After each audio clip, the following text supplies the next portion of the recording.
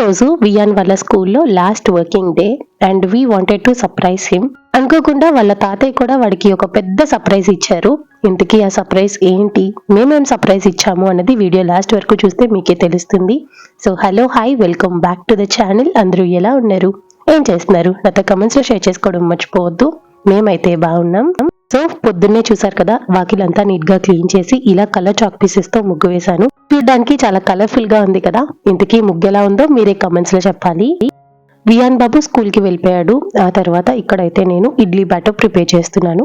ఇడ్లీ కోసం 1 glass మినప్పప్పుకి 3 glasses రవ్వ తీసుకుంటాను. ఇదే రేషియో ఫాలో అవుతా. పప్పు నీట్ గా వాష్ చేసిన తర్వాత నానబెడతాను. ఇంకా పప్పుతో పాటే రవ్వని కూడా నానబెట్టేస్తాను. ఇంట్లో గ్రైండర్ ఉంది, కాకపోతే అది ఎలా యూస్ చేయాలో తెలియదు కాబట్టి నేను మిక్సీ యూస్ చేస్తాను. ఇప్పుడు ఎండాకాలం కాబట్టి మార్నింగ్ 8 o'clockకే పప్పు నానబెట్టేస్తున్నాను. ఈజీగా ఒక 1-2 hours లో అరౌండ్ 10:30-11 కంతా పప్పు నానిపోతుంది. ఆ తర్వాత మిక్సీ పట్టేస్తాను. ఇంకా వియాన్ బాబు స్కూల్ కి వెళ్ళిన తర్వాత ఫస్ట్ అయితే పప్పు నానబెట్టేసా. ఆ తర్వాత వాళ్ళ డాడీకి టిఫిన్ వేస్తున్నాను. ఈ రోజు చాలా కొంచెం దోశ బ్యాటర్ ఉండింది, అది ఎవరికి సరిపోదు కాబట్టి అందరికి ఒక్కొక్క ఎగ్ దోశ వేసి ఇచ్చేద్దాం అనుకున్నాను.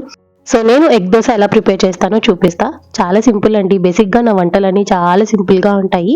రీసెంట్ గా ఒక కమెంట్ వచ్చిందండి, అక్క మీరు ఆయిల్ అంత తక్కువ వేస్తున్నారు, ఇంత సింపుల్ గా తాలింపు పెట్టి కర్రీస్ ప్రిపేర్ చేస్తున్నారు కదా, మరి టేస్ట్ ఉంటుందా అని అడుగుతున్నారు. టేస్టీగానే ఉంటదండి. టేస్ట్ లేకపోతే మా ఆయన పిల్లలు తింటారా చెప్పండి. అండ్ బై ద వే, ఎక్కువ ఆయిల్ యాడ్ చేస్తేనే టేస్ట్ ఉంటది అన్న భ్రమలో నుంచి బయటకు వచ్చేయాలన్నమాట. బికాస్ తక్కువ ఆయిల్ తో కూడా మనం టేస్టీగా ప్రిపేర్ చేసుకోవచ్చు. అదే ఎలాగా ఏంటి అన్నది నేను వీడియోస్ లో షేర్ చేస్తూ ఉంటాను అంతే. సరే, ఇంకా ఎగ్ దోశ చూసారు కదా. ఫస్ట్ దోశ వేసిన తర్వాత దాని మీద ఒక ఎగ్ క్రాకిల్ చేశాను. ఆ తర్వాత రుచికి సరిపడా ఉప్పు కారం కూడా స్ప్రింకిల్ చేశాను. అది మొత్తం అంతా దోశకి స్ప్రెడ్ చేసిన తర్వాత అటు ఇటు 2 పక్కల కూడా కొంచెం ఆయిల్ వేసి కాలుస్తాము. ఈ దోశకి కొంచెం ఆయిల్ ఎక్కువగానే పడుతుంది, బికాస్ ఎగ్ అది కూడా మంచిగా ఫ్రై అవ్వాలి కాబట్టి లో టు మీడియం ఫ్లేమ్ లో పెట్టి ఫ్రై చేసుకుంటాం. అంతే, ఎగ్ దోశ రెడీ. ఇంకా అలా ఒకరి తర్వాత ఒకరికి దోశలు వేసిస్తున్నాను. ఈ రోజు మా tiffin egg dosa along with peanut chutney. మంచిగా టిఫిన్ చేసిన తర్వాత ఈ రోజైతే బోల్డ్ బట్టలు ఉన్నాయి, అవన్నీ వాషింగ్ కి వేశాను. బేసిక్ గా నేను బట్టలు స్టాకప్ చేసి పెట్టను. కాకపోతే ఏమైందంటే, వియాన్ స్కూల్ హాలిడేస్ ఇచ్చిన తర్వాత అమ్మ వాళ్ళ ఇంటికి వెళ్దాం అనుకున్నాం, కానీ కుదరలేదు. ఎందుకు వెళ్ళలేదు అన్నది నేను నెక్స్ట్ వచ్చే వీడియోస్ లో షేర్ చేస్తాను.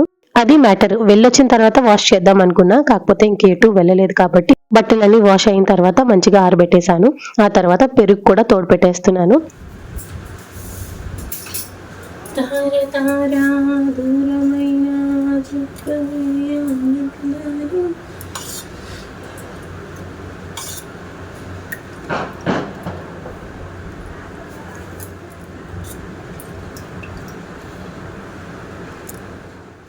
పాలు బాగా మరిగించిన తర్వాత వచ్చిన వెన్నని స్టోర్ చేస్తాను. ఆ తర్వాత ఇలా పెరుగు మిక్స్ చేసేస్తా. ఇది ఆఫ్టర్నూన్ 2 కంతా గడ్డ పెరుగు అయిపోతుంది. అండ్ వెన్న స్టోర్ చేసే బాక్సెస్ కూడా ఫుల్ అయిపోయాయి. నెక్స్ట్ డే ఇంకా నేను చేద్దాం అనుకుంటున్నాను. ఇంక ఇక్కడ ఏంటంటే కర్రీపిల్ల ఉంది కదా, దానికి దోశ పెడుతున్నాను. యాక్చువల్ గా మా కోసం టిఫిన్ కి ఎగ్ దోశలు వేసుకున్నాం కదా, సడన్ గా అయినా నాకు దోశ వద్దు పెరుగన్నం తింటానని చెప్పేసి తినేశారనమాట. అదేంటి మరి నేను ఈ దోశ ఏం చేయాలి అంటే, ఆ కర్రీపిల్లకు పెట్టు అని అన్నారు. ఈ కర్రీపిల్లకు పెట్టడం కోసం ఆయన దోశ కూడా తినకుండా పెరుగన్నం తినేసి ఆఫీస్ కి వెళ్ళిపోయారు. ఇంకా ఆయన వెళ్ళిన తర్వాత అప్పుడు దీనికి దోశ పెడుతున్నాను. ఈ వీడియో మా ఆయన చూస్తే ఖచ్చితంగా బాధపడతారు, ఎందుకంటే ఆ కర్రీపిల్ల మాకు దగ్గర అవుతున్న టైంలో అది అనుకోకుండా చనిపోయిందండి. ఇంటికి ఒక వైట్ పప్పి వస్తుంది కదా, పొట్టిది, అదే చంపేసింది. అది చనిపోయిందన్న విషయం తెలిసిన తర్వాత అప్పుడప్పుడు ఫుడ్ పెట్టే నాకే చాలా బాధగా అనిపించింది. అలాంటిది ఈ పప్పీస్ కోసం అన్ని చేసి ఎంత దూరమైనా వెళ్ళి వాటికి కావాల్సిన తీసుకొచ్చి పెట్టేది మా హస్బెండే. ఇంకా ఆయనకి ఎలా ఉంటదా అనుకున్నాను. పాపం చాలా బాధపడ్డారు ఆయన అయితే. ఇప్పటికీ కర్రీపిల్ల ఫొటోస్ నాకు చూపించద్దు పాప అంటారు. పొరపాటున ఎప్పుడైనా చూసినా ఇంకా ఫుల్ ఎమోషనల్ అయిపోతారు. పాపం కర్రీపిల్ల చనిపోయిందండి. సరే, ఇంకా వీడియో స్టార్టింగ్ లో వియాన్ బాబుకి మేము ఒక సర్ప్రైజ్ ప్లాన్ చేసాము అని చెప్పాను కదా. ఇంతకీ ఆ సర్ప్రైజ్ ఏంటి అంటే చికెన్ బిర్యానీ, చికెన్ పలావ్. అదేంటక్క చికెన్ పలావ్ సర్ప్రైజా అనుకుంటారేమో. పెద్ద పెద్ద సర్ప్రైజెస్ ఇవ్వచ్చు, కాకపోతే ఇంకా వాడు చిన్నపిల్లడే కదా. ప్రతి విషయానికి ఏదో ఒక గిఫ్ట్ కొని వాళ్ళని సర్ప్రైజ్ చేయడం నాకు ఇష్టం లేదు. బికాస్ అలా ప్రతి చిన్నదానికి చేసుకుంటూ వెళ్తే వాళ్ళకి సర్ప్రైజ్ అన్న వర్డ్ కి వాల్యూనే తెలియకుండా పోతుంది. And my way of expressing love is through food. So వాడికి నచ్చింది ఏదైనా చేసి పెట్టాలి అనిపించింది. లక్కీగా మా హస్బెండ్ చికెన్ తీసుకొస్తా అన్నారు. మరి తనకేమనిపించిందో తెలియదు, చికెన్ పలావ్ చేసే పాప, వాడికి చాలా ఇష్టం కదా అన్నారు. సరే వై నాట్, వాడికి కూడా చికెన్ పలావ్ అంటే చాలా ఇష్టము. అండ్ ఈ మధ్య కాలంలో అసలు ఈ పలావ్స్ బిర్యానీస్ లాంటివి ఏవి చేయట్లేదు. ఇంకా అలా మొత్తానికి ఈ రోజు చికెన్ పలావ్ ప్రిపేర్ చేస్తున్నాను. This is a kind of 1 pot meal అని చెప్పొచ్చు. రెసిపీ మీతో కూడా షేర్ చేస్తా. ఇక్కడ నేను 1/2 kg చికెన్ కి కాను 1/2 kg రైస్ తీసుకుంటున్నాను. దానికి తగ్గ మెజర్మెంట్స్ అన్ని ఈ వీడియోలో షేర్ చేస్తాను. ఫస్ట్ అయితే కుక్కర్ లోని ఆయిల్ యాడ్ చేసుకోవాలి, ఒక 2 tablespoons స్పూన్స్ వరకు. ఆయిల్ వేడైన తర్వాత పలావ్ మసాలా దినుసులతో పాటు కారానికి తగ్గట్టు పచ్చిమిరపకాయలు, ఇంకా 1 మీడియం సైజ్ ఆనియన్ ని ఇలా సన్న పీసెస్ గా కట్ చేసి యాడ్ చేసుకోవాలి. ఆనియన్ కొంచెం అలా ఫ్రై అయిన తర్వాత ఒక 1 tablespoon వరకు జింజర్ గార్లిక్ పేస్ట్ యాడ్ చేసుకోవాలి. అది పచ్చివాసన పోయేంత వరకు ఫ్రై చేసిన తర్వాత ఒక టొమాటోని ఇలా బైట్ సైజ్ పీసెస్ గా కట్ చేసి యాడ్ చేసుకోవాలి. టొమాటోస్ మరీ సాఫ్ట్ గా మగ్గిపోవాల్సిన అవసరం లేదు. టొమాటోస్ ఒక 2 minutes ఫ్రై అయిన తర్వాత రుచికి సరిపడా ఉప్పు, కారం, కొంచెం పసుపు, ఇంకా అలానే చికెన్ మసాలా పౌడర్ యాడ్ చేసుకోవాలి. గరం మసాలా వేయొద్దండి, టేస్ట్ మారిపోతుంది. ఇదంతా కలిసేటట్టు మిక్స్ చేసుకొని ఒక 1-2 minutes అలా ఫ్రై చేసుకున్న తర్వాత ఇందులోని ఒక 3 tablespoons పెరుగు యాడ్ చేసుకోవాలి.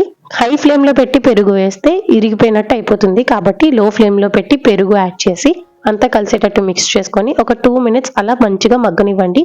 ఆ తర్వాత కొత్తిమీర, పుదీనా, కరివేపాకు మీ దగ్గర ఏది ఉంటే అది యాడ్ చేయండి. నా దగ్గర పుదీనా లేదు కాబట్టి రిమైనింగ్ ఇంగ్రీడియంట్స్ యాడ్ చేశాను. ఇలా అంతా కలిసేటట్టు మిక్స్ చేసుకున్నాక చికెన్ యాడ్ చేసుకోవాలి. చికెన్ ఏంటంటే మంచిగా వాష్ చేసిన తర్వాత సాల్ట్ వాటర్ లో వేసి ఒక 1/2 an hour నానబెట్టాను. అలా చేయడం వల్ల ఏంటంటే చికెన్ సాఫ్ట్ గా ఉడుకుతుంది.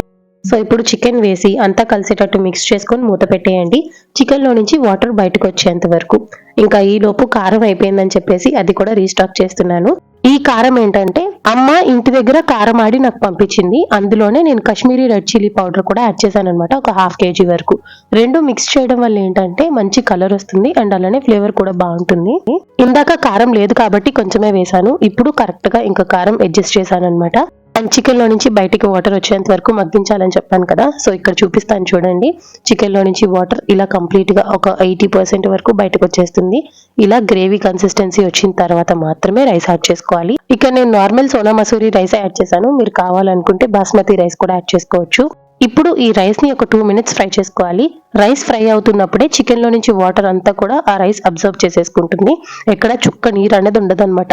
అలా రైస్ మంచిగా ఫ్రై అయిన తర్వాత 1:2 రేషియోలో వాటర్ యాడ్ చేసుకోవాలి. వాటర్ వేసి ఒకసారి ఉప్పు చెక్ చేయండి, సరిపోతే పర్వాలేదు, సరిపోకపోతే అడ్జస్ట్ చేసుకొని మూత పెట్టేసి 3 whistles in medium flame, then sort it. అంతే అన్నమాట, చికెన్ పలావ్ రెడీ అయిపోతుంది. చాలా సింపుల్ అండి, కానీ చాలా చాలా చాలా ఫ్లేవర్ఫుల్ గా ఉంటుంది. ఒకసారి నేను చెప్పిన ప్రాసెస్ ట్రై చేయండి. ఇలా కుక్కర్ విజిల్ వచ్చేసరికి పొట్టి దానికి నాన్ వెజ్ స్మెల్ వచ్చినట్టుంది, వెంటనే ఇంటికి వచ్చేసింది. కాకపోతే we are not talking to this పొట్టి ఫెలో, బికాస్ ఇదే కదా కర్రీ పిల్లని చంపేసింది. ఒక 2 days అయితే మా హస్బెండ్ నువ్వు ఇంట్లోకి రాక వెళ్ళిపో అని చెప్పారు. కాకపోతే ఆ తర్వాత చేసేది ఏముంది చెప్పండి, ఇప్పుడు దీంతో మాట్లాడకుండా దీనికి ఫుడ్ పెట్టకుండా అలా చేయలేము కదా. సో ఇంకంతే, పొట్టిదైతే అలా రెస్ట్ తీసుకుంటుంది. ఈ లోపు నేను చికెన్ ములంకాడ కర్రీ ప్రిపేర్ చేస్తున్నాను. పాన్ లోని ఆయిల్ యాడ్ చేసుకొని బిర్యానీ ఆకు ఒక 2 యాడ్ చేశాను. అవి కొంచెం అలా వేగిన తర్వాత చిన్నగా కట్ చేసిన ఉల్లిపాయ ముక్కలు, ఇంకా అలానే ఉప్పు కూడా వేసి అది బాగా గోల్డెన్ బ్రౌన్ కలర్ వచ్చేంత వరకు ఫ్రై చేసుకోవాలి. ఇలా వంట చేస్తున్నాను. ఈ లోపే వియాన్ బాబు కూడా స్కూల్ నుంచి వచ్చేసాడు. నేనేమో వాడికి ఏమీ చెప్పకుండా సర్ప్రైజ్ గా చికెన్ పలావ్ పెడదాం అనుకున్నా, కానీ వాడి ఇంట్లోకి రాగానే అడిగాడు, మమ్మీ చికెన్ వండుతున్నావు కదా, నాకు స్మెల్ వచ్చేస్తుంది మమ్మీ అన్నాడు. అయ్యా అనుకున్నాను, కాకపోతే వాడికి చికెన్ పలావ్ చేశానని ఇప్పటికీ తెలియదు. సరే ఇంకా కర్రీ విషయానికి వస్తే ఆనియన్స్ చూసారు కదా, ఇలా గోల్డెన్ బ్రౌన్ కలర్ లోకి ఫ్రై అయిన తర్వాత అల్లం వెల్లుల్లి పేస్ట్ వేసి పచ్చివాసన పోయేంత వరకు ఫ్రై చేసుకోవాలి. ఆ తర్వాత టొమాటో పీసెస్ తో పాటు కొంచెం పసుపు కూడా వేసి అంతా కలిసేటట్టు మిక్స్ చేసుకొని ఇప్పుడు ఈ టొమాటోస్ బాగా స్మాషీగా ఉడికేంత వరకు లో ఫ్లేమ్ లో పెట్టి మగ్గించాలి. వన్స్ టొమాటోస్ ఇలా బాగా మగ్గి ఆయిల్ పైకి తేలిన తర్వాత ఇందులోని రుచికి సరిపడా కారంతో పాటు గరం మసాలా పౌడర్ కూడా యాడ్ చేసుకోవాలి. మీ దగ్గర ఉంటే ధనియా జీరా పౌడర్ యాడ్ చేయండి, నా దగ్గర లేదు కాబట్టి యాడ్ చేయలేదు. ఇప్పుడు ఇదంతా కలిసేటట్టు మిక్స్ చేసుకొని ఒక 2 minutes అలా ఫ్రై చేసిన తర్వాత మంచిగా వాష్ చేసి పెట్టిన చికెన్ కూడా యాడ్ చేసి అంతా కలిసేటట్టు మిక్స్ చేసుకొని మూత పెట్టేయండి. లో ఫ్లేమ్ లోని ఒక 10 to 15 minutes పాటు కనుక మూత పెట్టి ఉడికించుకుంటే చికెన్ లో నుంచి వాటర్ బయటకు వచ్చేస్తుంది. ఆ తర్వాత ఏం చేయాలో చెప్తాను, కానీ ఈ లోపే చికెన్ పలావ్ రెడీ అయిపోయింది కదా. ఇంతకీ ఎలా వచ్చిందో చూసేద్దాం. చూసారు కదా, చాలా చాలా చాలా బాగా వచ్చిందండి. నిజం చెప్తున్నాను, చాలా ఫ్లేవర్ఫుల్ గా మంచి టేస్ట్ తో చాలా బాగా కుదిరింది. చెప్పిన ప్రాసెస్ ఎగ్జాక్ట్ గా ట్రై చేయండి, మీకు కూడా నచ్చుతుందని అనుకుంటున్నాను. కొంతమంది దీన్ని చికెన్ బిర్యానీ అంటారు, కాకపోతే నేనైతే చికెన్ పలావ్ అనే చెప్తాను, because chicken biryani process different. ఈసారి ఎప్పుడైనా చికెన్ బిర్యానీ చేసి చూపిస్తానులేండి. పలావ్ లో బాస్మతి రైస్ కాకుండా normal Sona Masuri rice add చేసినా చూసారు కదా, ఎక్కడ అంటుకోకుండా రైస్ చాలా ప్లఫీగా మంచిగా వచ్చింది. సో ఇంకా ఇదైతే పక్కన పెట్టేద్దాం. ఇప్పుడు కర్రీ విషయానికి వస్తే చికెన్ లో నుంచి వాటర్ చూసారు కదా మంచిగా రిలీజ్ అయ్యి ఆయిల్ పైకి తేలుతుంది. ఇంకా ఈ టైంలోని వాష్ చేసి పెట్టిన ములంకాడలతో పాటు కొంచెం కొత్తిమీర ఇంకా అలానే కరివేపాకు కూడా యాడ్ చేసి అంతా కలిసేటట్టు మిక్స్ చేసుకుని ఇంకొక 20 minutes లో ఫ్లేమ్ లో పెట్టి కుక్ చేసుకుంటే కర్రీ రెడీ అయిపోతుంది. లాస్ట్ లో ఉప్పు కారం చెక్ చేసుకోండి, సరిపోతే పర్వాలేదు, సరిపోకపోతే అడ్జస్ట్ చేసుకోవాలి. సో ఇంకా ఇలా చికెన్ కర్రీ అవుతూ ఉంది. ఈ లోపైతే ఇందాక పొద్దున్న నేను మినపప్పు నానబెట్టాను కదా ఇడ్లీ కోసం, ఆ మినపప్పు ఇంకా మిక్సీ పట్టేస్తున్నాను. ఏం లేదు, కొంచెం వాటర్ వేసి మిక్సీ పట్టామనుకోండి స్మూత్ పేస్ట్ లాగా అయిపోతుంది. ఇంకా అది రవ్వలో మిక్స్ చేసి పెట్టేస్తే ఆల్మోస్ట్ ఒక 6 hours కి, ఇప్పుడు టైం 11:30 అలా అవుతుంది కదా, ఆల్మోస్ట్ 6 ఆ టైం కంతా మంచిగా ఫర్మెంట్ అయిపోతుంది. ఆ తర్వాత ఫ్రిడ్జ్ లో పెట్టేస్తాను. ఆ రోజు అనుకోకుండా మిక్సీ సరిగ్గా పనిచేయలేదు. మినప్పప్పు ఆల్మోస్ట్ 90% మెత్తగా మెదిగిపోయింది, కాకపోతే ఇంకొక 10% కొంచెం రవ్వలా అలా ఉండిపోయింది అనమాట. ఇప్పుడు నేనైనా చేసేది ఏం లేదు, మిక్సీ పనిచేయట్లేదు కాబట్టి ఎలానో 90% మెదిగిపోయింది కదా అని చెప్పేసి ఇలా రవ్వలో కలిపేసి పెట్టేశాను. కాకపోతే ఇడ్లీలు కొంచెం గట్టిగా వచ్చాయి, అందుకనే చెప్తున్నాను. మినప్పప్పు మిక్సీ వేసేటప్పుడే కొంచెం వాటర్ యాడ్ చేసుకొని స్మూత్ పేస్ట్ లా గనుక మీరు మిక్సీ పట్టారనుకోండి మంచిగా ఇడ్లీలు అయితే స్పంజీగా చాలా సాఫ్ట్ గా వస్తాయి అన్నమాట. ఇంకా అలా బ్యాటర్ మిక్స్ చేస్తున్నాను. ఈ లోపే డాడీ కాల్ చేశారు. ఇందాక చెప్పాను కదా అమ్మ వాళ్ళ ఇంటికి వెళ్దాం అనుకుంటున్నానని, అందుకనే డాడీ కాల్ చేసి ఏంటమ్మా రావాలా వస్తారా అని అడిగారు. కాకపోతే లేదులే డాడీ అని చెప్పాను. ఇన్ కేస్ అమ్మ వాళ్ళ ఇంటికి వెళ్తే గనక రిటర్న్ వచ్చేటప్పుడు వియాన్ కి సైకిల్ కొనేసి తీసుకొద్దాం అనుకున్నాం, కానీ ఇప్పుడు వెళ్ళట్లేదు, ఇక్కడే ఉంటున్నాం కదా, అందుకనే డాడీ వాళ్ళే మా ఇంటికి వచ్చారు. ఇంకా రాగానే ఫస్ట్ డాడీ వియాన్ కి సైకిల్ కొనిచ్చారు. ఈ షాప్ గాజువాకలో ఉంటుంది, సో మంచిగా ఒక సైకిల్ తీసుకున్నారు. పాత సైకిల్ ఏంటంటే వీడికి పొట్టైపోయింది, అండ్ మీరందరూ చెప్పింది నిజమే అండి, వియాన్ బాబు చాలా సన్నమైపోయాడు అండ్ పొడుగయ్యాడు. వాడు సన్నమయ్యాడా లావుగా ఉన్నాడా అనేది నాకు ప్రాబ్లం కాదు, వాడు ఎంత హెల్దీగా ఉన్నాడా లేదా అనేది నేను చెక్ చేసుకుంటాను. సన్నమైనా పర్లేదండి, పిల్లలు సన్నంగా ఉన్నా లావుగా ఉన్నా వాళ్ళు హెల్దీగా ఉండడం ఇంపార్టెంట్. ఇంకా మేము అమౌంట్ పే చేసి ఇంటికి వచ్చేసాం. వచ్చిన ఒక 10-15 minutes కే సైకిల్ కూడా డెలివర్ చేసేసారు. ఇంక ఇది డాడీ వియాన్ కి కొన్న సైకిల్. కాస్ట్ అరౌండ్ 6,000 అయింది. కాకపోతే ఇప్పుడు వీడున్న హైట్ కి కరెక్ట్ గా సరిపోయింది అనమాట. ఇప్పుడు హాలిడేస్, వీళ్ళు ఎలా కాదనుకున్నా స్క్రీన్ టైం ఎక్కువగానే చూస్తారు. కాకపోతే ఇలా అదర్ నావిగేషన్స్ ఏవైనా ఉన్నాయనుకోండి అట్లీస్ట్ ఒక 2-3 hours అయినా దీని మీద టైం స్పెండ్ చేస్తారు కదా. ఇప్పుడు సైక్లింగ్ అంటే వియాన్ బాబు ఈజీగా ఒక 1-2 hours తక్కుకోగలుగుతాడు, కాబట్టి కొంచెమైనా హెల్ప్ అవుతుందని చెప్పేసి డాడీ ఇమీడియట్ గా వచ్చి సైకిల్ కొనేసి నెక్స్ట్ మినిట్ ఇంకా మళ్ళీ బయలుదేరిపోయి రిటర్న్ ఇంటికి వెళ్ళిపోతున్నారు. కొంచెం సేపు ఉండొచ్చు, కాకపోతే డాడీ ఈ మధ్య నైట్ టైం డ్రైవ్ చేయలేకపోతున్నారు అనమాట, బికాజ్ ఆయనకి ఏజ్ పెరుగుతుంది కదండి. దట్టు ఈ మధ్య ఉన్న వెహికల్స్ అన్నిటికి LED లైట్స్ ఇస్తున్నారు, అది కరెక్ట్ గా ఐ ఫోకస్ ఎక్కువ ఉంటుందన్నమాట, దానివల్ల అతను డ్రైవింగ్ చేయలేకపోతున్నారు. అందుకని చెప్పి సైకిల్ కొనివ్వడమే లేటు, వెంటనే బయలుదేరిపోయారు అనమాట. Bye daddy.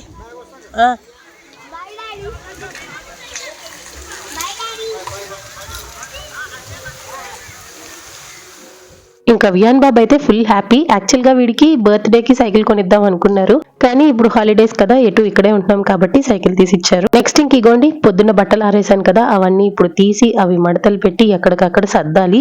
ఈ బట్టలు అనేది నెవర్ ఎండింగ్ టాస్క్. బట్టలు ఒకటి, ఆ తర్వాత గిన్నెలు, ఇవి కడగాలి, ఉతకాలి, ఆరబెట్టాలి, ఆరిన తర్వాత ఎక్కడికక్కడ సర్దాలి. ఇదంతా ఒక పెద్ద నెవర్ ఎండింగ్ టాస్క్.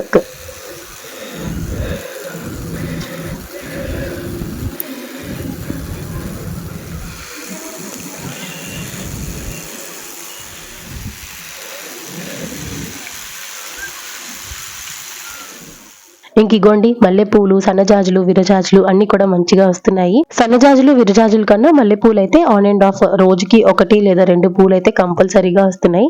కాసేపు అలా డాబా మీదకి వచ్చాను, బికాస్ చల్లగా ఉంది కాబట్టి మంచిగా ఇక్కడ కాసేపు కూర్చొని ఆ తర్వాత వెళ్ళిపోయా. సో యా, ఇదండి ఇవాల్టి వీడియో. హోప్ ఈ వీడియో మీకు నచ్చిందని అనుకుంటున్నాను. నచ్చినట్టయితే like, share, comment and please do subscribe to the channel. Don't forget to press the bell icon for more videos. So ఇది ఇవాల్టి వీడియో, మళ్ళీ నెక్స్ట్ వీడియోలో కలుద్దాం. అంతవరకు టేక్ కేర్ అండ్ బాయ్.